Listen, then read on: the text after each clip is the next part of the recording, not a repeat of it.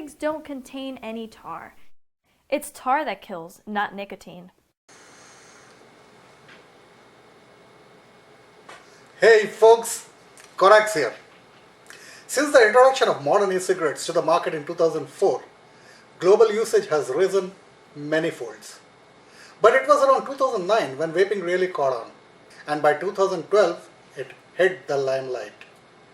The industry's growth has been nearly doubling thereafter, every year. As of 2014, there are 466 established e-cigarette brands with a global sales of around $7 billion US. US e-cigarette sales had hit over 5 million units in 2014 compared to just 15,000 in 2008. Vaping among young people exceeded smoking globally in 2013, and 2014 actually saw real tobacco sales taking a hit, their sales the lowest ever. In the US as of 2011, 1 in 5 adults who smoke have tried e-cigarettes, and 33% of those who tried are still using them, 50% of them having switched over completely. As of March 2015, there is an estimated 2.5 million vapers in the US alone. In the UK, the number of vapers have increased from 700,000 in 2012 to 2.3 million in 2014. A February 2014 survey in France estimated that 9.2 million people have tried e-cigarettes, with about 1.9 million using them on a daily basis. France is a growing market for e-cigarettes, which is said to be about 100 million euros in sales as of 2013. About 70% of e-cigarette users are ex-smokers. So yes, friends, we are not alone. This is a global phenomenon which is catching up to the remotest corner of the planet day by day. This is a lifestyle change for most of us, ex-smokers.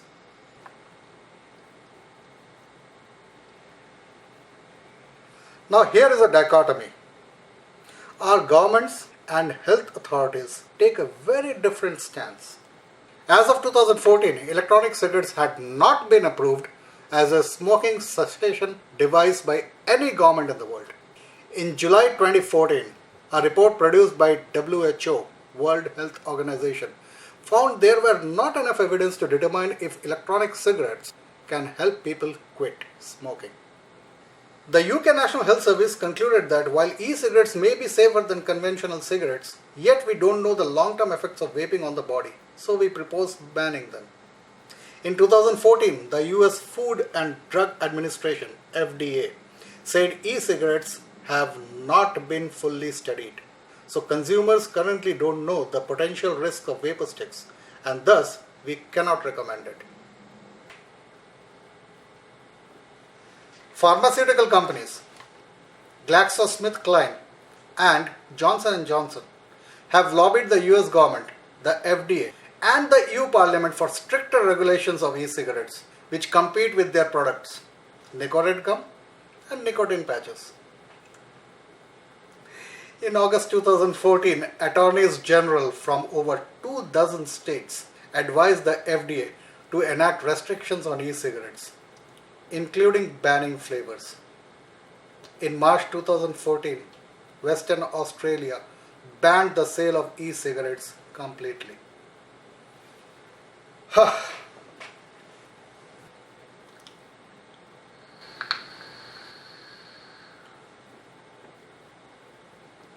But we continue to vape, and our numbers are growing by the day, as I stated earlier in the video. Why? Because we know that it is beneficial, it is healthier, it is better than smoking the traditional tobacco cigarette. But hey, is it we the vapers who are propagating that? No. There are tons of real experts, scientists, doctors and public health professionals who have done appropriate research and have stated categorically that e-cigarettes or vaping is better than smoking. Here in this video, I present just a handful, 10 select of them who have spoken out on camera.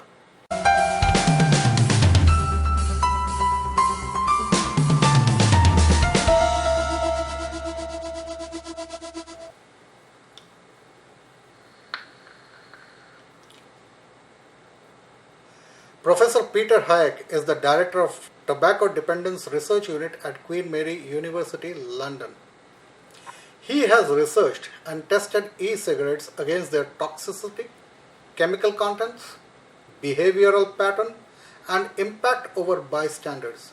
He says, Queen Mary University in London. Ian is having the levels of carbon monoxide in his body tested. So that's showing a 4 there, so that's a non-smoker reading.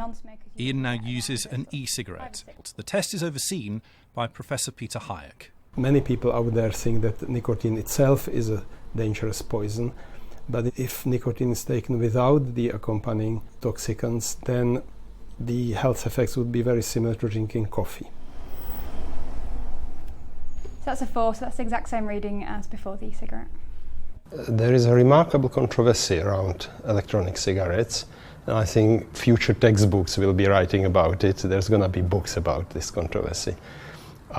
Some people see them as a huge potential for benefiting public health, and other people are trying vigorously to get rid of them.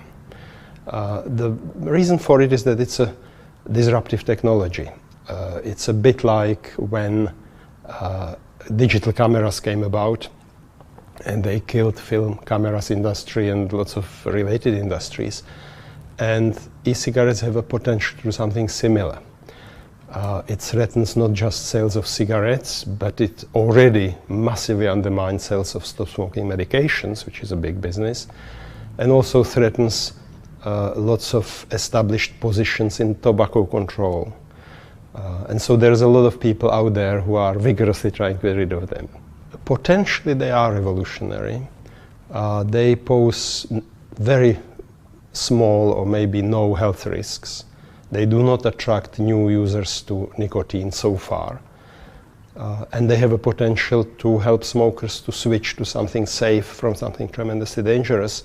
And so if on a population scale smokers switched from conventional cigarettes to e-cigarettes, there will be an enormous public health benefit.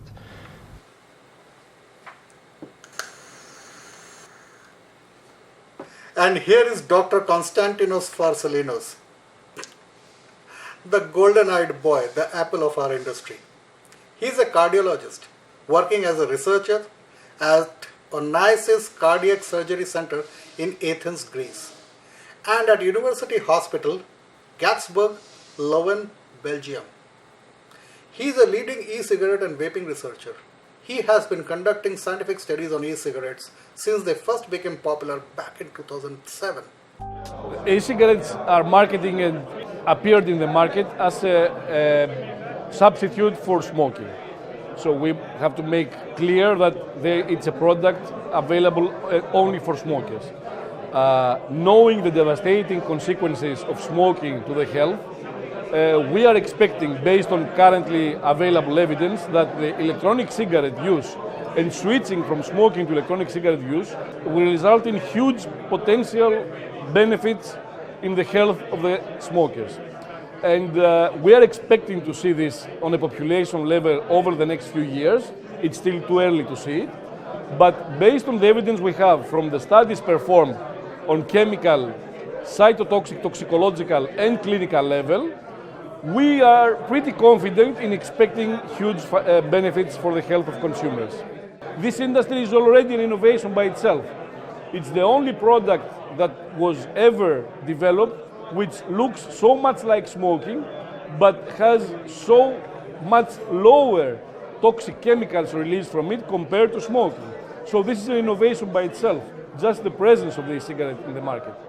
It is very important that some regulation must be present, but we should make sure that this regulation will not kill the product and the potential of the product to serve as a smoking substitute. The problem is that if we apply some kind of a strict regulation, like a medicinal regulation that was proposed lately, this will kill the product, and more than 95% of the products will be out of the market.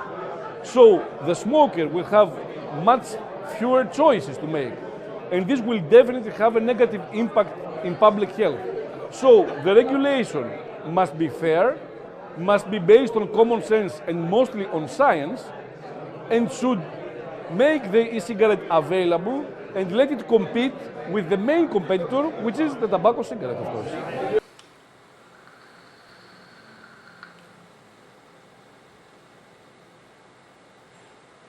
Dr. Hilary Jones is a researcher, writer of medical issues and presenter, and he is also a TV personality. He has been deeply involved with others in studying the structure and impact of electronic cigarettes. And here is what he has to say. The advice I would give to anybody who wants to quit smoking or is thinking about it would be to reiterate the health benefits of quitting. I would tell them that their risk of heart disease would fall dramatically within a relatively short period of time. Their risk of developing cancers, not just of the lung, but of the throat, of the mouth, of the gullet, the kidneys, pancreas, they would all seriously reduce as well. I wish young people who were thinking of adopting the habit could have seen what I've seen in my medical career. So alternatives to cigarette, if somebody still wants to smoke and put their hand to their mouth and satisfy that physical feeling, and they want to inhale something, then the electronic cigarettes can be very useful as a healthier option. So in an ideal world you'd quit altogether, but if you don't want to or you can't, then the electronic cigarette has considerable benefits. What are those benefits? Well, no tobacco, no smoke for a start. And you still get the pleasurable feeling of inhalation, but only of vapour, no smoke. You don't have the carcinogens that cause the damage, and as a healthier option, it's a very... Dr. Michael Siegel is a professor at Boston University School of Public Health. He has conducted tobacco research for 25 years and has been an advocate of anti-smoking policies. Well, one of the studies that I've recently published is a study where we looked at the reasons why many electronic cigarette users find these products so successful in helping them to quit smoking therapy. Many of them had used NRT in the past unsuccessfully. And so what is it that's different about electronic cigarettes? So one of the things was that the product simulates actual smoking. And many of the respondents told us that the physical sensations of holding the cigarette, putting it into their mouth, exhaling, that is all part of the smoking experience, of the smoking addiction to them, in a way that NRT can't possibly do. Another theme was that there is an identity to being an electronic cigarette user. You're a vapor. It's an identity. The behavior you're engaging in is vaping. You know, there's a whole vocabulary that's built up. There are support groups, so there's a social aspect to it. There's a lot of social support. You don't see that with a nicotine patch. You know, there's no nicotine patch support group, or there's no nicotine patch users forum on the internet that I'm aware of. Whereas there is, you know, there's Vapors Forum and E-Cigarette Forum and lots of vibrant online communities. So I think that the way that this research really changes the field of tobacco control is that it really takes away this perception that smoking addiction is simply an addiction to nicotine, and that if you just replace the nicotine, that you have conquered the addiction. And I think it forces us to recognize that smoking addiction is not just a pharmacologic addiction, it's also a behavioral, physical, and social addiction. And I think that's why electronic cigarettes have been so successful. And certainly for smokers who fail using NRT or other traditional methods of smoking cessation, the availability of electronic cigarettes could be a lifesaver. And it is a lifesaver for many, many people because they've tried all these other methods and have not succeeded. And so having a product that can actually replace cigarette smoking, the behavior for them, is I think, a godsend for many people. So the idea that the government may take these off the market or restrict them, I think is unfortunate and is a risk that I hope that something the FDA will not fall into this trap. Well, I think it's pretty clear to me at this point that some sort of tobacco-free cigarette alternative device is going to be the wave of the future.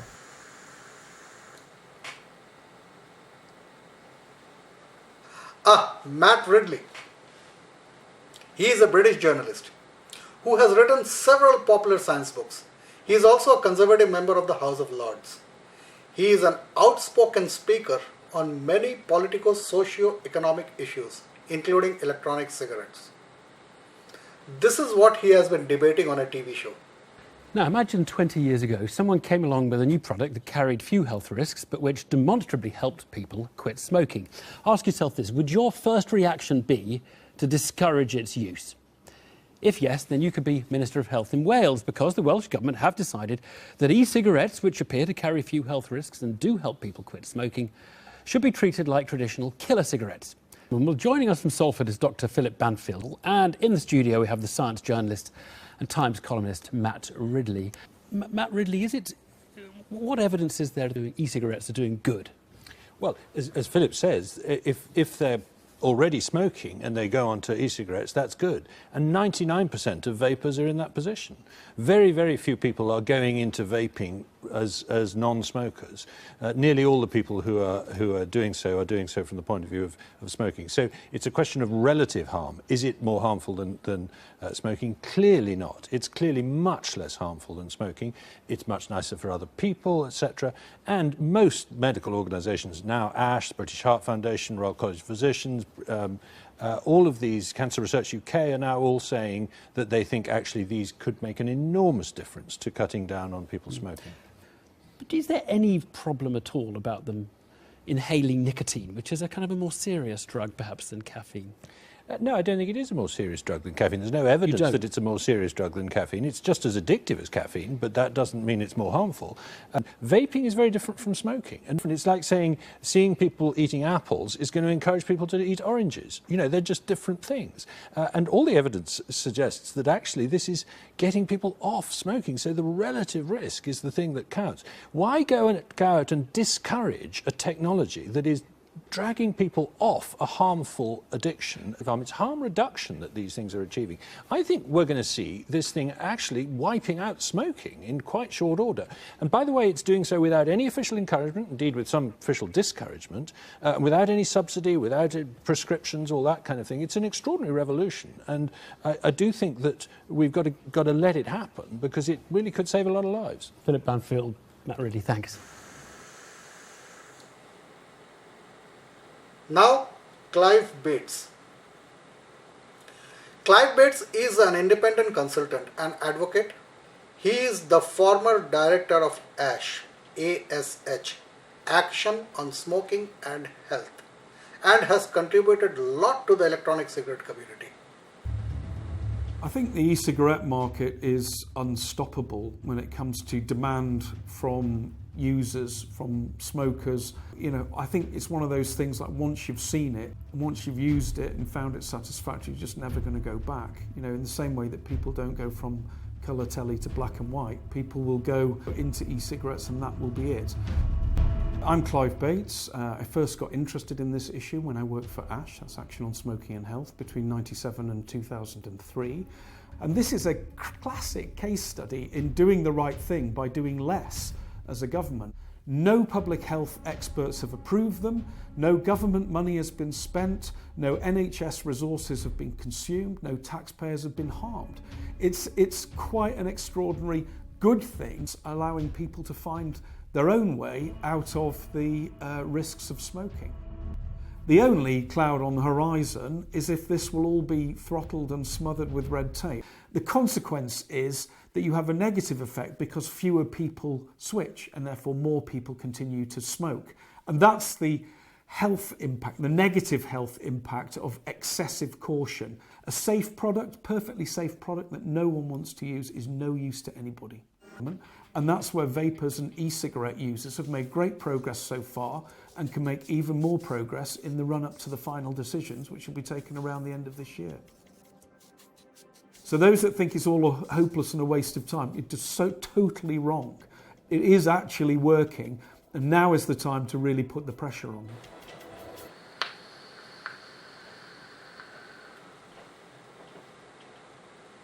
Now the darling Professor Robert West. West is a professor of health psychology and director of tobacco studies at the Cancer Research Centre, University College London, UK. Professor West is also co-director of National Centre for Smoking Cessation and Training and is editor-in-chief of the journal Addiction. His research is important.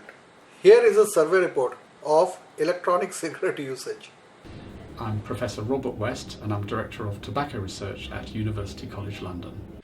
Professor Robert West is one of the country's leading addiction experts. He studied 5,000 people who were using different methods to try and stop smoking: patches, gum, e-cigarettes and nothing.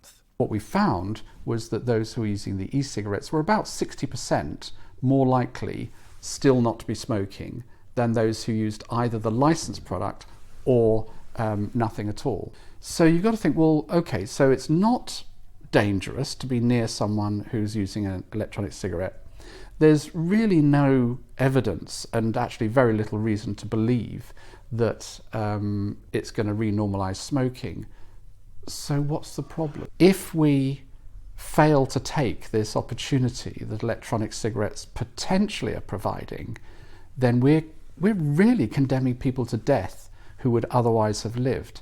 That's what's at stake. But the thing about e-cigarettes is that they're very popular. They're the most popular aid to cessation at the moment, which is about 30% of quit attempts using them. Looking at the constituents of the vapour that people are inhaling, then we would expect them to be something in the region of 80 to 100 or possibly more than that, times more safe than smoking a cigarette. That the evidence tells us that e-cigarettes are actually, if anything, acting as a gateway out of smoking rather than into it. I think we need to be very careful not to stigmatise e-cigarette users by treating them exactly the same as though they were smokers. These are people who, in almost every case, have tried everything they can think of to try to stop smoking, to do what we've been encouraging them to do for decades. And finally they find something that's working for them. At the moment, the picture is very positive about e-cigarettes. It might change, so we're monitoring it very closely, but at the moment it looks positive. And now our Swiss hero, Professor Jean-Francois Etter. Professor Etter, University of Geneva, Switzerland, has over 18 years of conducting smoking cessation research. He is an internationally known expert on electronic cigarettes.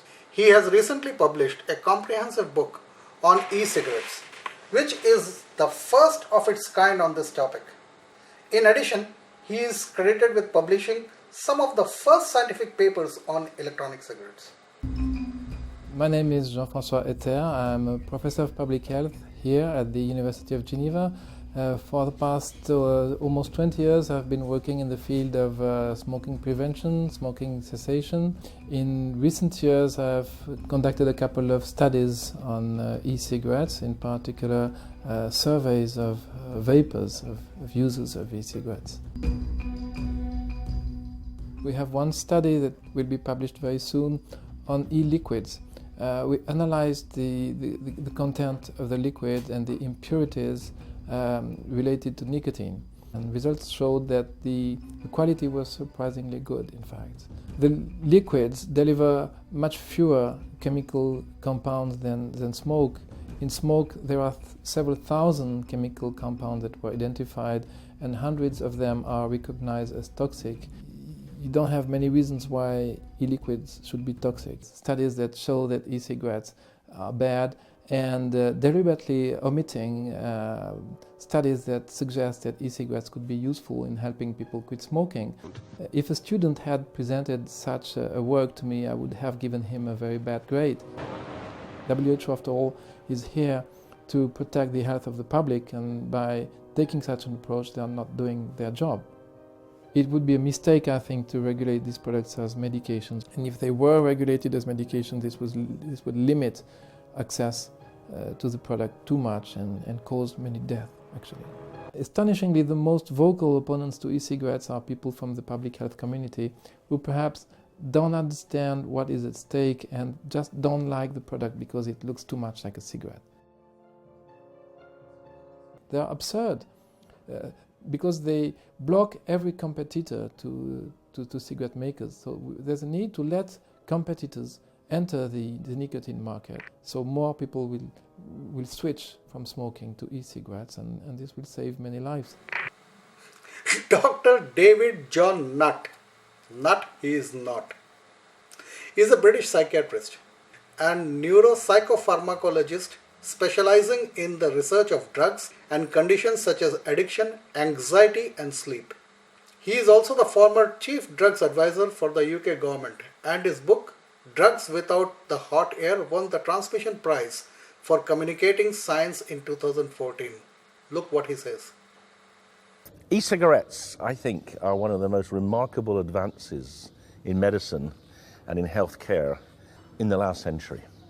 I would go as far to say they're probably the most significant advance since antibiotics.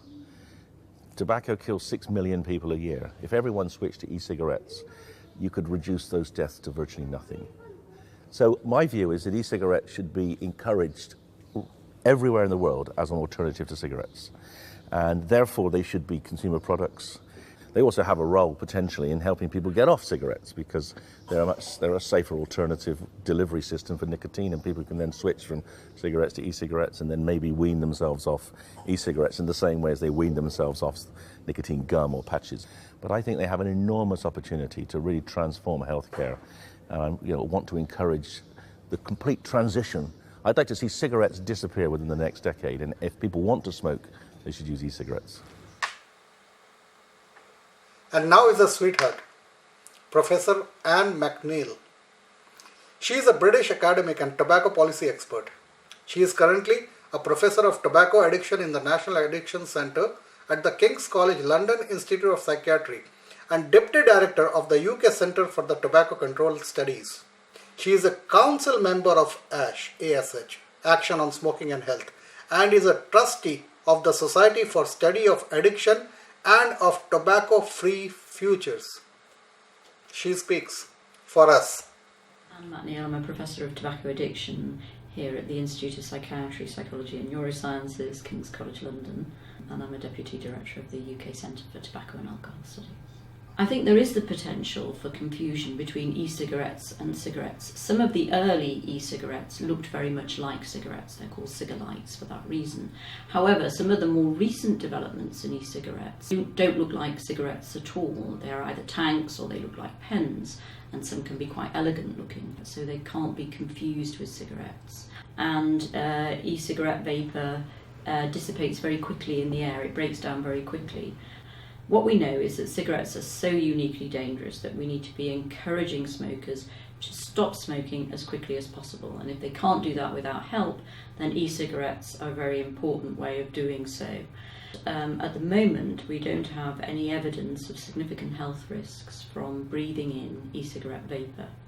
So we can't just introduce a law to ban the use of e-cigarettes in enclosed public places.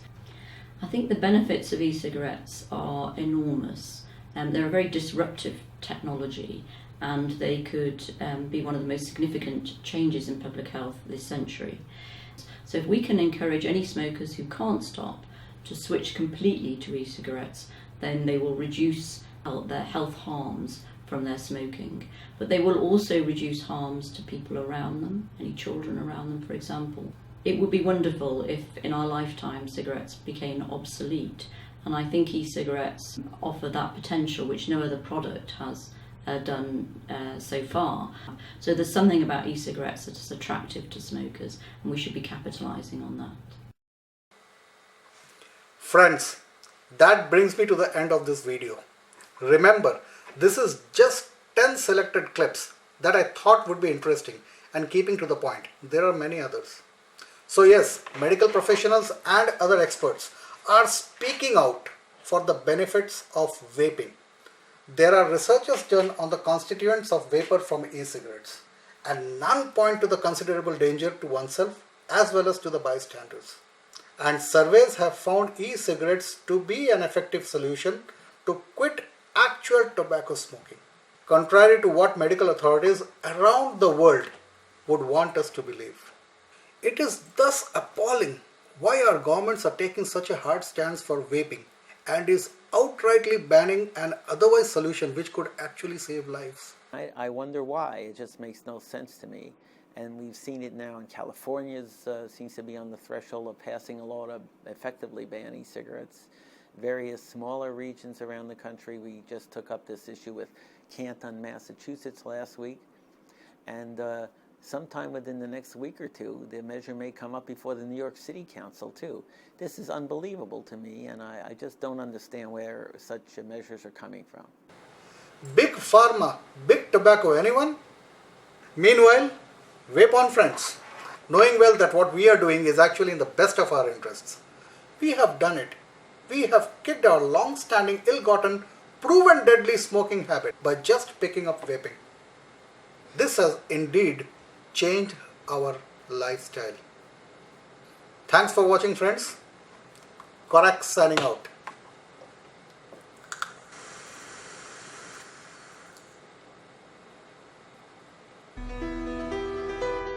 Remember, vaping is a healthier alternative, and we have the right to make that choice.